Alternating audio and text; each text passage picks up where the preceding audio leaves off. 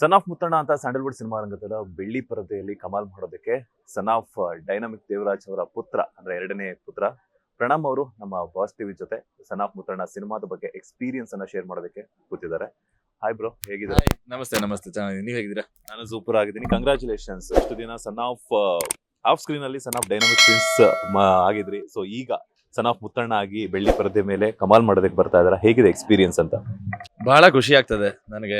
ಇಷ್ಟು ವರ್ಷ ಆದ್ಮೇಲೆ ಮತ್ತೆ ಪರದೆ ಮೇಲೆ August 22 ಡೇಟ್ ರಿಲೀಸ್ ಆಗಿದೆ. ಸೊ ಬಹಳ ಖುಷಿ ಆಗ್ತದೆ ಇಂಥ ಒಂದು ಸಿನಿಮಾ ಜೊತೆ ನಾನು ಬರ್ತಾ ಇರೋದು. ಅಂಡ್ ನನಗೆ ಈ ಸಿನಿಮಾ ಒಂಥರ ರೀಲಾಂಚ್ ತರ. ಸೊ ಈ ತರ ಒಂದು ಇಮೋಷನಲ್ ಸಿನಿಮಾ, ಈ ತರ ಒಂದು ಕಂಟೆಂಟ್ ಇಟ್ಕೊಂಡು ಬರ್ತಾ ಇರೋದು ನನಗೆ ಬಹಳ ಖುಷಿ ಇದೆ. ಆಮೇಲೆ ಜನತೆಗೆ ಇಷ್ಟ ಆಗುತ್ತೆ ಅಂತ ನಂಬಿಕೆ ಇದೆ. ಯಾವ ಜಾನರ್ ಮೂಡ್ ಬರ್ತಾ ಇದೆ? ಸನ್ ಆಫ್ ಮುತ್ತಣ್ಣ ಅಂತಂದ್ರೆ ತಂದೆ ಮಗನ ಬಾಂಧವ್ಯ ಇದ್ದೇ ಇರುತ್ತೆ ಅಂತ ಹೇಳ್ಬಿಟ್ಟು ಎಲ್ಲಾ ಸಿನಿ ಪ್ರೇಕ್ಷಕರು ಎಕ್ಸ್ಪೆಕ್ಟ್ ಮಾಡಿರ್ತಾರೆ. ಸೊ ಸನ್ ಆಫ್ ಮುತ್ತಣ್ಣ ಸಿನಿಮಾದ ಕಂಟೆಂಟ್ ಹಾಗೆ ಜಾನರ್ ಬಗ್ಗೆ ಹೇಳೋದಾದ್ರೆ ಸರ್, ಇದು ಒಂದು ಎಲ್ಲ ಪ್ರಾಪರ್ ಫ್ಯಾಮಿಲಿ ಮೂವಿ. ಎಲ್ಲ ಕುಟುಂಬ ಜೊತೆ ಕೂತ್ಕೊಂಡು ನೋಡುವಂತ ಸಿನಿಮಾ. ಅಪ್ಪ ಮಗನ ಬಾಂಧವ್ಯನೂ ಇದೆ, ಒಂದು ಲವ್ ಸ್ಟೋರಿನೂ ಇದೆ, ಅಪ್ಪ ಮಗಳ ಬಾಂಧವ್ಯನೂ ಇದೆ, ಎಲ್ಲ ಇದೆ ಸಿನಿಮಾಲಿ. ಕಾಮಿಡಿ ಇದೆ, ಗಿರಿ ಅವರಿದ್ದಾರೆ. ಅಂಡ್ ನಮ್ಮ ಸುಧಾ ಬೆಳವಾಡಿ ಮೇಡಮ್ ಇದ್ದಾರೆ, ಸುಚೇಂದ್ರ ಪ್ರಸಾದ್ ಸರ್ ಇದ್ದಾರೆ. ಸೊ ಕಾಸ್ಟನ್ನು ಬಹಳ ಚೆನ್ನಾಗಿದೆ, ಬಹಳ ದೊಡ್ಡದಾಗಿದೆ. ಅಂಡ್ ಈ ತರ ಒಂದು ಸಬ್ಜೆಕ್ಟ್, ಆಮೇಲೆ ಎಲ್ಲರೂ ಮನೆಯಲ್ಲಿ ನಡೆಯೋದಂತ ಒಂದು ಆ ತರ ಇರೋದೊಂದು ಕತೆ. ಸೊ ಎಲ್ರು ಕನೆಕ್ಟ್ ಆಗ್ತಾರೆ. ಅಪ್ಪ ಮಗನ್ ಮೇಲೆ ಕನೆಕ್ಟ್ ಆಗ್ತಾರೆ, ಇಲ್ಲ ಮಗ ಅಪ್ಪನ ಮೇಲೆ ಕನೆಕ್ಟ್ ಆಗ್ತಾರೆ, ಅಥವಾ ಅಮ್ಮನ ಮೇಲೆ ಕನೆಕ್ಟ್ ಆಗ್ತಾರೆ. ಸೊ ಎಲ್ಲಾರ್ಗು ಯಾವುದೋ ಒಂದು ರೀತಿಯಲ್ಲಿ ಅವ್ರ ಮನೇಲಿ ನಡೆದಿರುತ್ತೆ. ಸೊ ಹಂಗೆ ಅವ್ರ ನಿಜ ಜೀವನಕ್ಕೆ ಅವ್ರು ಕನೆಕ್ಟ್ ಆಗ್ತಾರೆ ಸಿನಿಮಾಗೆ ಅಂತ ಹೇಳ್ಬೋದು. ದೇವರಾಜ್ ಸರ್ ಅವರ ಕಾಲದಿಂದಲೂ ಕೂಡ ನಿಮ್ಮ ಒಂದು ಫ್ಯಾಮಿಲಿ ಅವರು ಸಿನಿಮಾ ರಂಗಕ್ಕೆ ವಿಶೇಷವಾದಂತಹ ಒಂದು ಕೆಲಸವನ್ನ ಮಾಡ್ತಿರೋದ್ರಿಂದ ನೀವಾಗಿರ್ಬೋದು, ಪ್ರಜ್ವಲ್ ಅವರಾಗಿರ್ಬೋದು, ಹಾಗೆ ಪ್ರಣಮ್ ಅವರಾಗಿರ್ಬೋದು, ಮೂವರು ಒಟ್ಟಿಗೆ ಯಾವಾಗ ಕಾಣಿಸ್ಕೊಳ್ತೀರಾ, ಕಮಾಲ್ ಮಾಡ್ತೀರಾ ಅಂತ? ಅಯ್ಯೋ, ಅದು ಇನ್ನ ಪ್ಲಾನಿಂಗ್ ಇಲ್ಲ ಸರ್. ಬಟ್ ಒಂದ್ ಒಳ್ಳೆ ಕತೆ ಬಂದ್ರೆ ಖಂಡಿತ ಮಾಡೇ ಮಾಡ್ತೀವಿ. ನನ್ಗೂ ಅಣ್ಣಂಗೂ ಆಸೆ. ಅದು ನಮ್ಮ 3 ಜನನು ಅಂತ ಎಲ್ಲರಿಗಿಂತ ಜಾಸ್ತಿ ನಮ್ಮ ಅಮ್ಮಂಗೆ ಆಸೆ. ಸೊ ಅದಂತೂ ಇದೆ. ಪ್ಲಾನಿಂಗ್ ಅಂತ ಇಲ್ಲ, ಇನ್ನ ಶುರು ಮಾಡಿಲ್ಲ. ಬಟ್ ಅದಕ್ಕಿಂತ ಮುಂಚೆ ಏನಾದ್ರು ಒಂದು ಒಳ್ಳೆ ಕತೆ ಬಂದ್ರೆ, ಕತೆ ಇಸ್ ಮೋಸ್ಟ್ ಇಂಪಾರ್ಟೆಂಟ್. ಸೊ ಕತೆ ಬಂದ್ರೆ ಮಾಡೇ ಮಾಡ್ತೀವಿ. ಸಾಮಾನ್ಯವಾಗಿ ಕಥೆಯನ್ನ ಕೇಳಿರ್ತೀರಾ. ಸನ್ ಆಫ್ ಮುತ್ತಣ್ಣ ಅಂತ ಟೈಟಲ್ ಫಿಕ್ಸ್ ಮಾಡಿದಾಗ ಅಪ್ಪ ಅಮ್ಮನ ಒಂದು ಬೆಸ್ಟ್ ವಿಶಸ್ ಆಗಿರ್ಬೋದು, ಕಾಂಪ್ಲಿಮೆಂಟ್ಸ್ ಆಗಿರ್ಬೋದು, ಏನಿತ್ತು ಅಂತ? ಅಲ್ಲ, ಅವ್ರಿಗೆ ಬಹಳ ಖುಷಿ ಇದೆ ಸಿನಿಮಾ ಮೇಲೆ. ನಾ ರೀಸೆಂಟ್ ಆಗಿ ಸಿನಿಮಾ ನೋಡಿದ್ರು ಅವರು. ಸೊ ಸಿನಿಮಾ ನೋಡಾದ್ಮೇಲೆ ಅಣ್ಣ ಕೂಡ ಅವ್ರು 3 ಜನನು ಕಣ್ಣಲ್ಲಿ ನೀರ್ ಹಾಕಿ ತಪ್ಕೊಂಡ್ರು. ಸೊ ಅದಕ್ಕಿಂತ ಬ್ಲೆಸ್ಸಿಂಗ್ಸ್, ಅದಕ್ಕಿಂತ ವಿಶಸ್ ಬೇಡ ಅನ್ಸುತ್ತೆ. ಈಗ ಅಣ್ಣ ಮತ್ತೆ ಅಪ್ಪ ಇಬ್ರು ಹೀರೋಗಳಾಗಿ, ಹಾಗೇನೆ ದೇವರಾಜ್ ಸರ್ ಖಳನಾಯಕರಾಗಿ ಹಲವಾರು ಭಾಷೆಗಳಲ್ಲಿ ಮಿಂಚಿರೋದ್ರಿಂದ ಅಪ್ಪನಿಂದ ಏನ್ ಕದಿತೀರಾ, ಅಣ್ಣನಿಂದ ಏನ್ ಕದಿತೀರಾ ಅಂತ? ಸರ್, ಕದ್ಯಂಗಿದ್ರೆ ತುಂಬಾ ಇದೆ ಸರ್ ಅವ್ರಿಬ್ರಿಂದ. ಕದ್ಯದಂತ ಅಲ್ಲ ಸರ್, ಬಟ್ ನನಗೆ ಅಣ್ಣಂದು ಪ್ರೊಫೆಷನಲಿಸಮ್ ಸರ್ ನನಗೆ ತುಂಬಾ ಇಷ್ಟ. ಅವ್ರು ಹೆಂಗ್ ನೋಡ್ಕೋತಾರೆ ಜನನ್ನ, ಅವ್ರು ಸೆಟ್ಟಲ್ಲಿ ಹೆಂಗಿರ್ತಾರೆ, ಅದೆಲ್ಲ ನಾನು ಚಿಕ್ಕ ವಯಸ್ಸಿಂದನೂ ಅಣ್ಣನೆಲ್ಲ ಸಿನಿಮಾ ಸೆಟ್ಗೂ ಹೋಗಿದ್ದೀನಿ. ಸೊ ನಾನು ಅಲ್ಲಿ ಸೆಟ್ಟಿಗೆ ಹೋಗಿ ಅವ್ರು ಏನ್ ಮಾಡ್ತಾರೆ ಅಂತ ನೋಡ್ಕೊಂಡು ಕಲ್ತ್ಕೊಂಡ್ ಬಂದಿರೋನು. ನನಗೆ ಬಟ್ ಚಿಕ್ಕ ವಯಸ್ಸಿಂದನೂ ಆಸೆ ನಾನು ಆಕ್ಟರ್ ಆಗ್ಬೇಕಂತ. ಸೊ ಅದಕ್ಕೆ ನಾನು ಸೆಟ್ಟಿಗೆ ಹೋಗ್ತಾ ಇದ್ದೆ. ಸೊ ಅಣ್ಣನಿಂದ ಪ್ರೊಫೆಷನಲಿಸಮ್, ಡ್ಯಾಡಿಯಿಂದ ಸಿಂಪ್ಲಿಸಿಟಿ ಸರ್.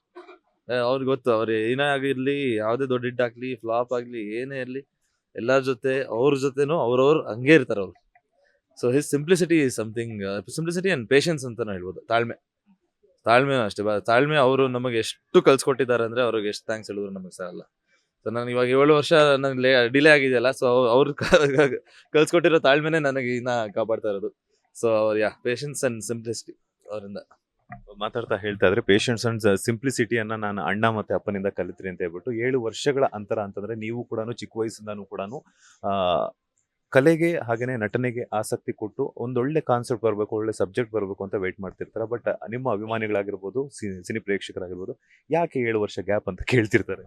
ಹೌದು, ಅಲ್ಲ ಅದು ತುಂಬಾ ಕಾರಣಗಳಿದೆ ಸರ್. ಯಾಕಂದ್ರೆ ನನಗೆ ಕುಮಾರಿ 21 ರಿಲೀಸ್ ಆದ್ಮೇಲೆ ನನಗೆ ಇನ್ನೊಂದು ಸಿನಿಮಾ ವೈರಮ್ ಅಂತ ಅನೌನ್ಸ್ ಮಾಡಿದ್ವಿ, ಶೂಟಿಂಗು ಮಾಡ್ತಾ ಇದ್ವಿ. ಬಟ್ ಕೋವಿಡ್ ಬಂತು. ಸೊ ಕೋವಿಡ್ ಬಂದಾಗ ಸಾಕಷ್ಟು ಜನ, ನಿಮ್ಗೂ ಗೊತ್ತು, ತುಂಬಾ ತೊಂದರೆಗಳಾಗಿದೆ.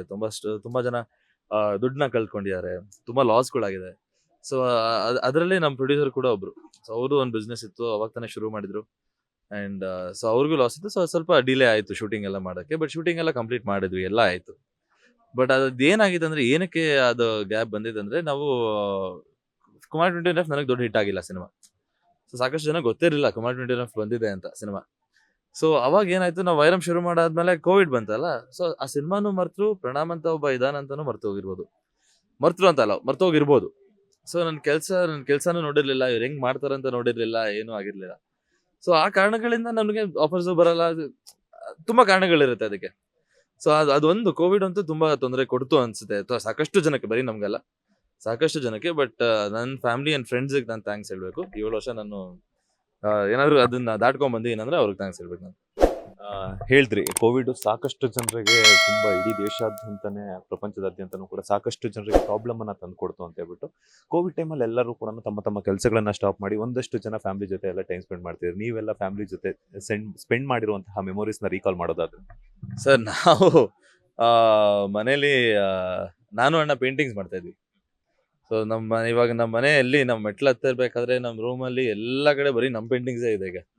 ಸೊ ಪೇಂಟಿಂಗ್ ಅಂದ್ರೆ ತುಂಬಾ ಇಷ್ಟ ನಮಗೆ. ಸೊ ನಾನು ಅಣ್ಣ ಹಂಗೆ ಪೇಂಟಿಂಗ್ಸ್ ಮಾಡ್ಕೊಂಡು ಅಲ್ಲಿ ಮಮ್ಮಿ ಡ್ಯಾಡಿ ಜೊತೆ ಏನಾದ್ರು ಇದ್ರೆ ಕಾರ್ಡ್ಸ್ ಆಡ್ಕೊಂಡು, ಮೋಸ್ಟ್ಲಿ ಒಂದು 2 ಬುಕ್ ಖಾಲಿ ಆಗಿರ್ಬೋದು ನಮಗೆ, ಪಾಯಿಂಟ್ಸ್ ಬರ್ಕೊಂಡು ಕಾರ್ಡ್ಸ್ ಜೊತೆ. ಸೊ ಅಷ್ಟೇ, ನಮ್ದು ಸಿನಿಮಾಗಳು ನೋಡೋದು ಅಷ್ಟೇ, ಬೇರೆ ಏನು ಸ್ಪೆಷಲ್ ಏನೂ ಇರಲಿಲ್ಲ ಅವಾಗ. ನಿಮ್ಮ ಸೆಲೆಬ್ರಿಟಿ ಕ್ರಶ್ ಯಾರು ಅಂತ? ಸೆಲೆಬ್ರಿಟಿ ಕ್ರಶ್ ಅಂತ ಯಾರಿಲ್ಲ ಸರ್, ಬಟ್ ನಮಗೆ ಆಲ್ವೇಸ್, ನಾನು ಚಿಕ್ಕ ವಯಸ್ಸಿಂದನೂ ನನಗೆ ನಮ್ಮ ಕ್ವೀನ್ ರಮ್ಯಾ ಅವರು ಅಂದ್ರೆ ನನಗೆ ತುಂಬಾ ಇಷ್ಟ. ನಮ್ಮ big fan of her. Crush ಅಂತ ಬಿಗ್ ಫ್ಯಾನ್ ಆಫ್ ಹರ್. ಮಾತಾಡ್ತಾ ಹೇಳ್ತಾ ಇದ್ರಿ ನಮ್ಮ ಸ್ಯಾಂಡಲ್ವುಡ್ ಕ್ವೀನ್ ರಮ್ಯಾ ಅವರಂತ ಕ್ರಶ್ ಫ್ಯಾನ್ ಅಂತ ಹೇಳಿದ್ರಿ. ಅವರೊಟ್ಟಿಗೆ ಸಿನಿಮಾ ಮಾಡುವಂತ ಅವಕಾಶ ಸಿಕ್ಕಿದ್ರೆ ಹೆಂಗಿರುತ್ತೆ ಅಂತ? ಹೆಂಗಿರುತ್ತೆ ಅಂದ್ರೆ ಸಖತ್ತಾಗಿರುತ್ತೆ ಸರ್. ತುಂಬಾ ಚೆನ್ನಾಗಿರುತ್ತೆ, ಯಾಕಂದ್ರೆ ನಾನೊಬ್ಬ ಫ್ಯಾನ್ ಆಗಿ ಅವ್ರ ಜೊತೆ ಕೆಲಸ ಮಾಡ್ತಾ ಏನಂದ್ರೆ ತುಂಬಾ ಖುಷಿ ಇರುತ್ತೆ. ಬಟ್ ಅವಕಾಶ ಬಂದ್ರೆ ಗ್ಯಾರಂಟಿ ಮಾಡೇ ಮಾಡ್ತೀನಿ. ಹೀರೋಯಿನ್ ಆಗಿ ಮಾಡ್ತಾರ? ಅದು ಕತೆ ಮೇಲೆ ಡಿಪೆಂಡ್ ಆಗುತ್ತೆ, ನಾನು ಹೇಳಕ್ಕಾಗಲ್ಲ. ಸಿನಿಮಾದ ಕೆಲಸಗಳ 22nd ರಿಲೀಸ್ ಆಗ್ತಿರೋದ್ರಿಂದ ಇನ್ನೇನು ಕೆಲವೇ ದಿನಗಳು ಅಷ್ಟೇ ಬಾಕಿ ಇರುವಂತದ್ರಿಂದ ಪ್ರಮೋಷನ್ಸ್ ಎಲ್ಲ ಹೇಗೆ ನಡೀತಿದೆ ಅಂತ? ಪ್ರಮೋಷನ್ಸ್ ಇವಾಗ ಶುರು ಮಾಡಿದೀವಿ ಸರ್. ಮೊನ್ನೆ ಬಂಡಿ ಮಕ್ಕಳಮ್ಮ ದೇವಸ್ಥಾನಕ್ಕೆ ಹೋಗಿ ಅಮ್ಮನ ತಾಯಿ ಆಶೀರ್ವಾದ ತಗೊಂಡು ಇವಾಗ ಸಾಂಗ್ ರಿಲೀಸ್ ಮಾಡಿದೀವಿ. ಸೊ ನೆಕ್ಸ್ಟ್ ಇವಾಗ ಇಂಟರ್ವ್ಯೂಸು, ಇನ್ನೊಂದು ಸಾಂಗ್ ಇದೆ, ಇನ್ನೂ ಟೀಸರ್ ಬರಬೇಕು, ಇನ್ನೂ ಟ್ರೇಲರ್ ಇದೆ. ಸೊ ಭರ್ಜರಿಯಾಗಿ ಪ್ಲಾನ್ ಮಾಡಿದೀವಿ ಪ್ರಮೋಷನ್ಸ್ನ. ಇಡೀ ಕರ್ನಾಟಕ ಪೂರ್ತಿ ಪ್ರಮೋಷನ್ಸ್ ಇದ್ದೇ ಇರುತ್ತೆ. ಸೊ ಎಲ್ಲ ಸ್ಮೂತ್ ಆಗಿ ಹೋಗುತ್ತೆ ಅಂತ ಅನ್ಕೊಂಡಿದೀವಿ. ಮೊನ್ನೆ ಬಂಡೆ ಮಹಾಕಾಳಿ ಟೆಂಪಲ್ ಅಲ್ಲಿ ಪೂಜೆ ಮಾಡಿ ಪ್ರಮೋಷನ್ಗೆ ಶುರು ಮಾಡ್ಬೇಕಾದ್ರೆ ಒಂದು ವಿಡಿಯೋ ನಿಮ್ದು ಸಿಕ್ಕಾಪಟ್ಟೆ ವೈರಲ್ ಆಗ್ತಾ ಇದೆ. ತುಂಬಾ ಸಿಂಪಲ್ ಆಗಿ ಒಂದು ಅಂದ್ರೆ ಸ್ಟಾರ್ ನಟನ ಮಗನ ಸಿನಿಮಾ ಆದ್ರೂ ಕೂಡ ಅಂಡ್ ಸ್ಟಾರ್ ನಟನ ಮಗ ಆದ್ರೂ ಕೂಡ ತುಂಬಾ ಸಿಂಪಲ್ ಆಗಿ ಬಂದು ತಮ್ಮ ಸಿನಿಮಾವನ್ನ ತುಂಬಾ ಸಿಂಪಲ್ ಆಗಿ ಅಚ್ಚುಕಟ್ಟಾಗಿ ನೀಟಾಗಿ ಮಾಡಿದ್ರೆ ಅನ್ನೋದು ಒಂದೆರಡು ವಿಡಿಯೋಸ್ ಅನ್ನ ನಾನು ಸೋಷಿಯಲ್ ಮೀಡಿಯಾದಲ್ಲಿ ಮಾಡಿದೆ. ಆ ಸಿಂಪ್ಲಿಸಿಟಿ ಅಪ್ಪನಿಂದಾನೇ ಕಲ್ತಿದ್ರಿ ಅಂತಾನೂ ಕೂಡ ಹೇಳಿದ್ರಿ. ಸೊ ಅಪ್ಪನ ಜವಾಬ್ದಾರಿ ಅನ್ನೋದು ಮಗನ ಮೇಲೆ ಯಾವ ರೀತಿಯಾಗಿ ಪರಿಣಾಮ ಬೀರಿದೆ ಅಂತ? ಜವಾಬ್ದಾರಿ ಅಪ್ಪನ ಮೇಲ್ಕಿಂತ ನನಗೆ ಡ್ಯಾಡಿ ಕಲ್ಸ್ಕೊಟ್ಟಿರೋದು ನಮಗೆ ಅವ್ರ ಹೆಸರು ಕಾಪಾಡುತ್ತೆ ಸರ್. ಸರ್ ನಮಗೆ ನಮ್ಮ ಜವಾಬ್ದಾರಿ ಏನಿದೆ, ನಮ್ಮ ನಟನೆ ಮೇಲೆ ಇರಬೇಕು, ನಮ್ಮ ಮೇಲೆ ಇರಬೇಕು, ಆಮೇಲೆ ಜನತೆ ಮೇಲೆ ಇರಬೇಕು. ಸೊ ನಾನೊಂದು ಒಳ್ಳೆ ಸಿನಿಮಾ ಕೊಡ್ತಾ ಇದ್ದೀನಿ ಅಂದ್ರೆ ಸೊ ಜನನು ಮಾತಾಡ್ತಾರೆ, ಇದನ್ನ ಅವ್ರು ದೇವರಾಜ್ ಅವ್ರ ಮಗಂದೆ ಅಂತ ಫಸ್ಟ್ ಹೇಳೋದು, ಪ್ರಣಾಮ್ ಅಂತ ಹೇಳಲ್ಲ. ಸೊ ಅವ್ರ ಸಿನಿಮಾ ನೋಡಿದಾಗ ಈ ಪರವಾಗಿಲ್ಲ ಕಣೋ ಚೆನ್ನಾಗಿ ಮಾಡಿ ಅಂತ ಹೇಳಿದ್ರೆ ಅದು ನನ್ನ ಜವಾಬ್ದಾರಿ. ಒಂದು ಒಳ್ಳೆ ಹೆಸರು ತಗೊಳ್ಳೋದು ನನ್ನ ಜವಾಬ್ದಾರಿ. ಸೊ ಅದಕ್ಕೆ ನಾನು ಏನ್ ಬೇಕಾದ್ರೂ ಮಾಡ್ತೀನಿ ಸರ್. ಸರ್ ಈಗ ಏನಿದ್ರು ಕಾಂಪಿಟೇಷನ್ ಯುಗ, ನಾವ್ ಏನೇ ಮಾಡಕ್ ಹೋದ್ರು ಸಿಕ್ಕಾಪಟ್ಟೆ ಕಾಂಪಿಟೇಷನ್ ಇದೆ. ಇಂಥ ಒಂದು ಕಾಂಪಿಟೇಷನ್ ಅಲ್ಲಿ ಸರ್ವೈವ್ ಆಗ್ಬೇಕು ಅಂತಂದ್ರೆ ಕಾಮನ್ ಪರ್ಸನ್ ಆಗಿರ್ಬೋದು ಅಥವಾ ಸ್ಟಾರ್ ನಂತರ ಮಕ್ಕಳಾಗಿರ್ಬೋದು, ಟ್ಯಾಲೆಂಟ್ ಅನ್ನೋ ತುಂಬಾ ಇಂಪಾರ್ಟೆಂಟ್. ಆ ಟ್ಯಾಲೆಂಟ್ ನ ಬೆಳ್ಳಿ ಪರದೆಯಲ್ಲಿ ನಾವು ಯೂಸ್ ಮಾಡ್ಕೋಬೇಕು ಅಂದ್ರೆ ಏನೆಲ್ಲ ಕ್ವಾಲಿಟೀಸ್ ನ ಅಡಾಪ್ಟ್ ಮಾಡ್ಕೋಬೇಕು? ಕ್ವಾಲಿಟೀಸ್ ಅಡಾಪ್ಟ್ ಅಂತ ಅಲ್ಲ ಸರ್. ಫಸ್ಟ್ ಆಫ್ ಆಲ್ ನಮಗೆ ಸಿನಿಮಾ ಮೇಲೆ, ನಟನೆ ಮೇಲೆ ಒಂದು ಮರ್ಯಾದೆ ಇರಬೇಕು, ಪ್ರೀತಿ ಇರಬೇಕು. ಸೊ ಅದು ಎರಡು ಇದ್ದ ಮೇಲೆ ಅದಕ್ಕೆ ಏನೇನು ಪ್ರಿಪರೇಷನ್ಸ್ ಮಾಡ್ಕೋಬೇಕು, ಏನೇನು ಹೆಂಗ್ ನಡವಳಿಕೆ ಹೆಂಗಿರ್ಬೇಕು, ಅದೆಲ್ಲ ಮ್ಯಾಟ್ರ್ ಆಗುತ್ತೆ ಸರ್. ಸೊ ನನಗೆ ಒಂದು ದೊಡ್ಡ ಅಡ್ವಾಂಟೇಜ್ ಅಂದ್ರೆ ನನ್ನ ಸಿನಿಮಾ ಇಂಡಸ್ಟ್ರಿ ಫ್ಯಾಮಿಲಿಯಿಂದಾನೇ ಬಂದಿರೋದು. ಸೊ ಚಿಕ್ಕ ವಯಸ್ಸಿಂದನೂ ನಾನು ಅದರಿಂದನೇ ಬೆಳ್ಕೊಂಬಂದಿರೋದು, ಸೆಟ್ಟಲ್ಲೇ ಬೆಳ್ಕೊಂಬಂದಿರೋದು ನಾನು. ಆ್ಯಂಡ್ ನಾನು ಚಿಕ್ಕ ವಯಸ್ಸಲ್ಲಿ ಇದ್ದಾಗಲೂ ಚೈಲ್ಡ್ ಆರ್ಟಿಸ್ಟ್ ಆಗಿ ಒಂದು ಸಿನಿಮಾ ಮಾಡಿದ್ದೆ ನಾನು. ನನ್ನ ಅನಂತ್ನಾಗ್ ಸರ್ ಜೊತೆ, ರಾಮ್ಕುಮಾರ್ ಸರ್ ಜೊತೆ, ಶ್ರುತಿ ಅಮ್ಮನ್ ಜೊತೆ, ಮನಸ್ಸೇ ಅಂತ. ಅದಕ್ಕೆ ನಾನು ಬೆಸ್ಟ್ ಚೈಲ್ಡ್ ಆರ್ಟಿಸ್ಟ್ ಅವಾರ್ಡು ತೊಗೊಂಡಿದ್ದೆ. ಸೊ ಆ ಥರ ಇದ್ದಾಗ ನಮಗೆ ಇಟ್ಸ್ ರೆಸ್ಪಾನ್ಸಿಬಿಲಿಟಿ ಅಗೇನ್. ಸೊ ಆ ಥರನೇ ಬೆಳ್ಕೊಂಡ್ ಬಂದಿರ್ಬೇಕಾದ್ರೆ ಅದು ಜವಾಬ್ದಾರಿ ಇದ್ದೇ ಇರುತ್ತೆ. ಆ್ಯಂಡ್ ಒಳ್ಳೆ ಸಿನಿಮಾ ಕೊಡೋದಂತೂ ನನಗೆ ತುಂಬಾ ಇಷ್ಟ ಸರ್. ಸೊ ಒಳ್ಳೆ ಸಿನಿಮಾ ಅಂತೂ ಗ್ಯಾರಂಟಿ ಕೊಟ್ಟೇ ಕೊಡ್ತೀನಿ ಆಡಿಯನ್ಸ್ಗೆ ಅಂತ. ಮೊದಲ ಬಾರಿ ಕೇಳಿದ್ರೇನೆ ಸಾಂಗ್ ಸಿಕ್ಕಾಪಟ್ಟೆ ಹೈಪ್ ಅನ್ನ ಕ್ರಿಯೇಟ್ ಮಾಡ್ತಾ ಇದ್ರು ಕೂಡ. ಸಂಚಿತ್ ಅವರ ಹೆಗಡೆ ಅವರ ಗಾಯನದಲ್ಲಿ ಮೂಡಿ ಬಂದಿರುವಂತದ್ದು ಸಾಂಗ್ ಬಗ್ಗೆ ಹೇಳೋದಾದ್ರೆ? ಸರ್ ಬಹಳ ಚೆನ್ನಾಗಿ ಒಂದು ಮೂಡ್ ಬಂದಿದೆ. ನಮ್ಮ ಇವತ್ತಿನ ನಾಯಕ ಸಚಿನ್ ಬಸ್ರೂರ್ ಅವರು ತುಂಬಾ ಒಳ್ಳೆ ಸಾಂಗ್ಸ್ ಕೊಟ್ಟಿದ್ದಾರೆ. ಕಮಂಗಿ ನನ್ನ ಮಗನೇ ಆಲ್ರೆಡಿ ದೊಡ್ಡ ಹಿಟ್ ಆಗಿದೆ ಸಾಂಗು. ಸೊ ಈ ಸಾಂಗು ದೊಡ್ಡ ಹಿಟ್ ಆಗುತ್ತೆ ಅಂತ ನಂಬಿಕೆ ಇದೆ. ಮೆಲೋಡಿ ಇರ್ಬೇಕು, ಯೋಗರಾಜ್ ಭಟ್ ಸರ್ ಲಿರಿಕ್ಸು, ಸಂಜಿತ್ ಅವರು ಆಡಿದ್ದಾರೆ. ಸೊ ಈ ಕಾಂಬಿನೇಷನ್ನೇ ತುಂಬಾ ಚೆನ್ನಾಗಿದೆ, ಎಲ್ಲ ಹಿಟ್ ಕಾಂಬಿನೇಷನ್ ಇರೋದು. ಆ್ಯಂಡ್ ಸಂಜಿತ್ ಅವ್ರಿಗೆ ಇಡೀ ಇಂಡಿಯಾದಲ್ಲೇ ಫ್ಯಾನ್ಸ್ ಇದ್ದಾರೆ ಈಗ. So I am very happy that agree to sing this song. And Sachin ಅವರು ಬಹಳ ತುಂಬಾ ಇನ್ನ 2 ಸಾಂಗ್ ಇದೆ, ಇನ್ನೊಂದು ಡ್ಯುಯೆಟ್ ಇದೆ, ಇನ್ನೊಂದು ಪ್ಯಾಥೋ ಸಾಂಗ್ ಇದೆ. ಬಟ್ ಸಚಿನ್ ಅವರು ತುಂಬಾ ಥ್ಯಾಂಕ್ಸ್ ಹೇಳಿದ್ರು ಸಾಲಲ್ಲ, ಬಹಳ ಒಳ್ಳೆ ಮ್ಯೂಸಿಕ್ ಕೊಟ್ಟಿದ್ದಾರೆ ಸಿನಿಮಾಗೆ. ಫೈನಲಿ ಕನ್ನಡ ಸಿನಿ ಪ್ರೇಕ್ಷಕರಿಗೆ ಪ್ರಣಮ್ ಅವರು ಏನ್ ಹೇಳ್ತಾರೆ ಅಂತ? ಏನಿಲ್ಲ, ಕನ್ನಡ ಸಿನಿಮಾ ಉಳಿಸಿ, ಕನ್ನಡ ಸಿನಿಮಾ ಬೆಳೆಸಿ ಅಂತ ಕೇಳ್ಕೊತೀನಿ. ತುಂಬಾ ಖುಷಿ ಆಗ್ತದೆ, ಜನತೆ ಥಿಯೇಟರ್ಗೆ ಬರ್ತಿದ್ದಾರೆ. ಇವಾಗ ಎಕ್ಕ ಜೂನಿಯರ್ ಎಲ್ಲ ನೋಡ್ತಾ ಇದ್ರೆ ಥಿಯೇಟರ್ ಎಲ್ಲ ತುಂಬ್ತಾ ಇದೆ.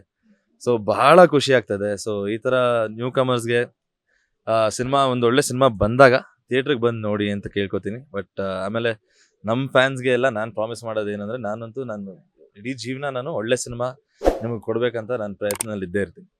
Thank you so much. ಇಷ್ಟೊತ್ತು ನಮ್ಮ ಬಾಸ್ ಟಿವಿ ಜೊತೆ ಒಂದಷ್ಟು ಸಿನಿಮಾ ಎಕ್ಸ್ಪೀರಿಯನ್ಸ್ ಅನ್ನ ಶೇರ್ ಮಾಡೋದಕ್ಕೆ ಒಳ್ಳೆದಾಗ್ಲಿ. All the best. Thank you so much. ಇದಾಗಿತ್ತು ನಟ ಪ್ರಣಮ್ ದೇವರಾಜ್ ಅವರ ಮಾತು. ಕ್ಯಾಮರಾ ಪರ್ಸನ್ ರಾಘವೇಂದ್ರ ಸ್ವಾಮಿ ಜೊತೆ ಮಂಜುನಾಥ್ ಶ್ರೀನಿವಾಸ್, ಬಾಸ್ ಟಿವಿ ಕನ್ನಡ, ಬೆಂಗಳೂರು.